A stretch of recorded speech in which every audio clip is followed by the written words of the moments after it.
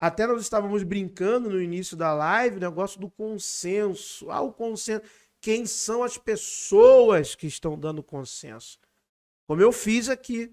O consenso vem de fulano, que é no caso lá dos manuscritos, Gesa Vermes, Florentino Garcia Martínez, Joan Meyer, J.T. Melik, Fitzmeyer, o Joan Taylor, Samuel, eu fui dando vários nomes. E os nomes atrelados a estes pesquisadores de diversas universidades distintas. Schiffman, e aí levou-se para isso, levou-se para lá. Aí você entende. Ah, professor Carlos, agora eu entendi, porque o senhor me explicou o que é esse consenso. É porque um fulano fez exegese, o outro levou para o laboratório, analisou com carbono 14, e ele publicou nesse artigo, o outro escreveu esse livro, que é um livro de referência acadêmica, o outro publicou esse artigo em outro lugar, o outro fez a análise paleográfica, e todas essas pessoas diferentes, não tirando a opinião de trás, mas porque eles foram para o laboratório, foram para o campo, foram para a exegese, aí todos eles chegaram a esta conclusão, não por causa que eles deram a opinião, mas porque eles de fato se debruçaram sobre as evidências, eles estavam no laboratório, eles estavam no sítio arqueológico, eles participaram. É por isso que se formou esse consenso. Veja, é totalmente diferente do que é passado para vocês, muitas das vezes, do que é o consenso. Porque aí você, às vezes, e você não tem culpa, eu não tenho culpa, né? Se eu estou ali de inocente, acreditando, dando crédito ao que você está falando, aí, poxa, o professor está certo, é o consenso. Mas por quê? Porque são opiniões? Não. Então, eu desrecomendo qualquer canal que queira falar para vocês de algo científico que não seja científico. A não ser que ele fale, é a minha opinião. Aí você e eu estaremos ali porque nós concordamos com uma opinião. E não porque aquilo é científico, porque é a verdade. Não, é diferente. Se eu estou passando algo para você que não tem evidência de fato, evidência real, eu digo que tem, mas não mostro quais são. E eu estou dizendo, isso aqui é a verdade. Não fique em canais assim. Isso vai prejudicar a sua cognição. Isso não vai ser diferente do que acontecia com o movimento da Terra plana. Que aí, quando o Leandro, que é uma pessoa maravilhosa, sensacional, conversamos pelo WhatsApp, nem sabia que ele era meu conterrâneo aqui do meu estado, conversamos pelo WhatsApp, trocamos ideia, falamos, conversamos antes da live, depois da live, tem o WhatsApp dele até hoje, e hoje ele faz um trabalho sensacional de autorrefutação. Ele pega os vídeos dele mesmo, né, dele, e ele vai fazendo ali, né, uma ponderação. Ele vai, olha, gente, eu errei aqui nisso, eu errei isso aqui que eu falei estava errado. Que trabalho sensacional do Leandro. E isso vai acontecer com muita gente. Isso vai acontecer. Só que no Leandro, as pessoas, até as pessoas que discordavam dele, sempre viram nele a sinceridade. E aqui não, nós não estamos vendo sinceridade. Aqui nós estamos vendo uma coisa meio que, em vários lugares, uma coisa meio que religiosa. Ou você me aceita ou não. É quase você aceitar Jesus. É quase uma igreja. Você só fica aqui aceitando Cristo, nosso Jesus. Se você não aceita o nosso Jesus, você vai para outra igreja. Então não é assim. Então é por isso que com essa metodologia que eu vou apresentar aqui para vocês, e vocês podem me fazer perguntas. Eu agradeço mais uma vez a quem já deu like, peço que dê o like no vídeo de novo. Quem não comentou, pode comentar. Se você tem pergunta, faça a sua pergunta. Se inscreva nos canais do Universo VOB, tá bom? E eu estou até com alguns materiais aqui que eu vou mostrando para vocês, tá bom? Estude o Jesus Histórico olhando todas as perspectivas. As perspectivas exegéticas textuais, as perspectivas contextuais da cultura e da história, e a perspectiva da tradição.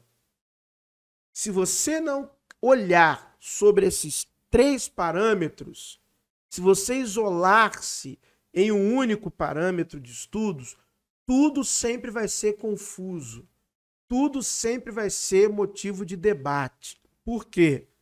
O texto, ele reflete as suas perspectivas dos escribas. Então, o escriba, ele está dando a visão dele, dando a opinião dele sobre o personagem Jesus. Ou que ele recebeu de uma tradição, ou que eles estão construindo. Ponto. Isso não importa.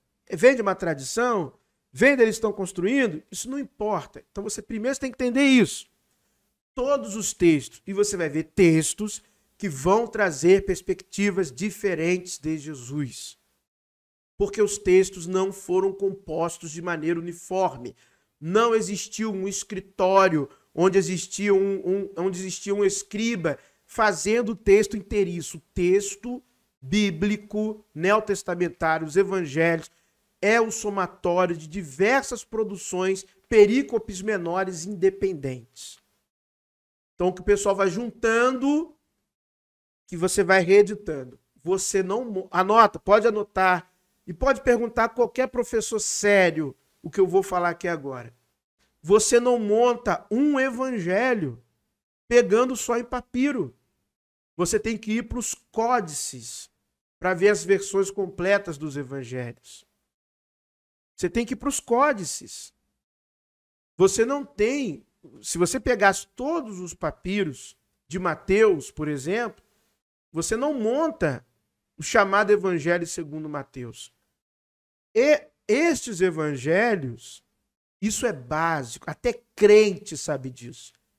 Até crente sabe disso. É uma vergonha quando alguém quer dizer que existiu um evangelho de João pronto, um evangelho de Lucas pronto, o evangelho de Mateus pronto, o evangelho de Marcos pronto. Isso é uma vergonha. Isso é desonesto intelectualmente, porque todos nós sabemos que não existem os autores não existem.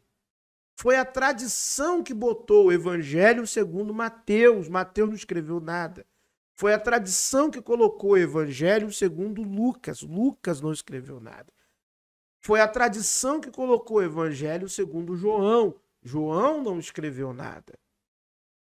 Foi a tradição que colocou o evangelho segundo Marcos. Marcos não escreveu nada. Isso você aprende na igreja.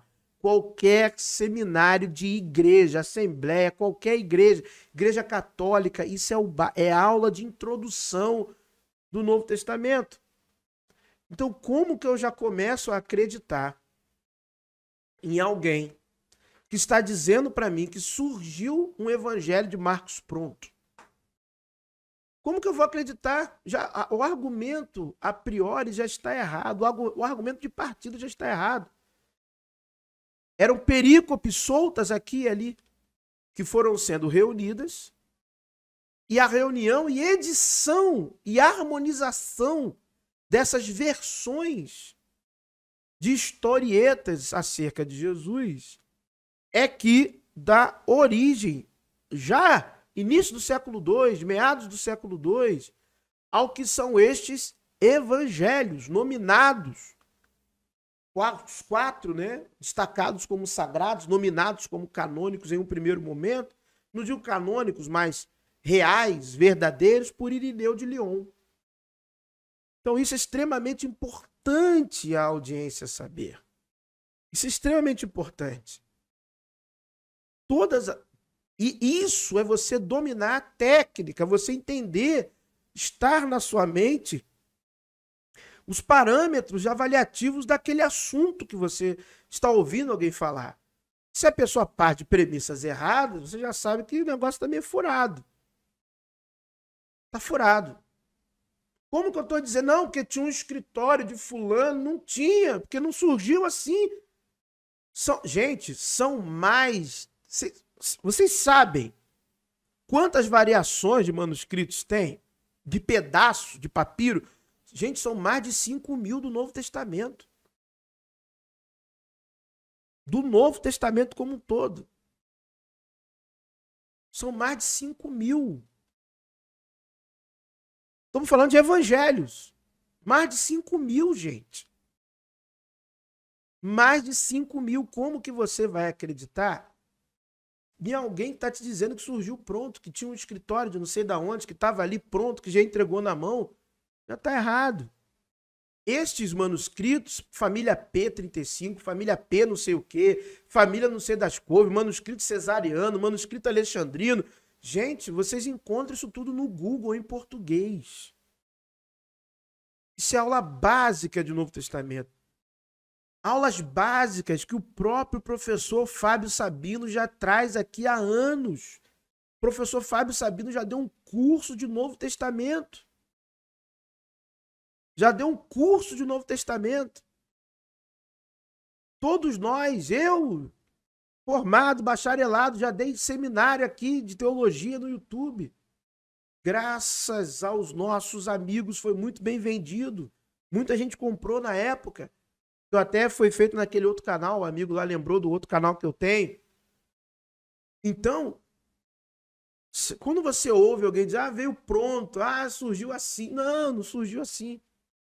Cada comunidade, cada grupo tinha uma perspectiva diferente sobre Jesus. E aí os primeiros pais da igreja, vide Eusébio citando Papias, é um exemplo, já viu a necessidade de harmonizar estes discursos, de criar versões destes discursos.